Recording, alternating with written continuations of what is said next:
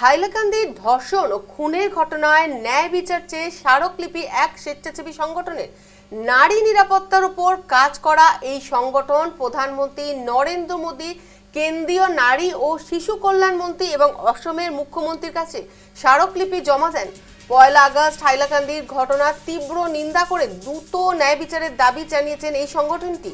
স্মারকলিপিতে একাধিক দাবি তুলেছে সংগঠন।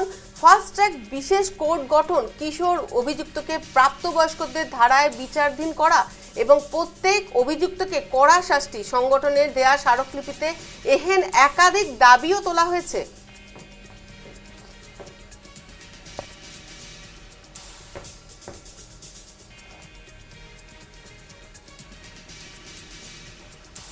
আমি সুচরিতা ধর, সাংচল এনজিওর প্রেসিডেন্ট। হাইলাকান্দি ডিস্ট্রিক্টে আলোচনা পার্ট 4-এ যে একটা 15 বছরের মেয়ের সাথে রেপ আর মার্ডার হয়েছে, এই কেসটা শুনে খালি বরাক ভ্যালির মানুষরা না, পুরো ইন্ডিয়ার মানুষরা শকড।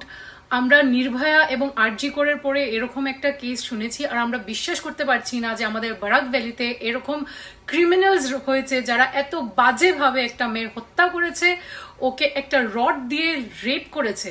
সো আজকে আমরা আমাদের এনজিও থেকে আমাদের এমপি শিলচরের শ্রী পরিমল শুক্লবৈদ্য এবং এমপি শ্রীভূমির শ্রী কৃপানাথ মাল্লার কাছে মেমোরেন্ডাম দিয়েছি।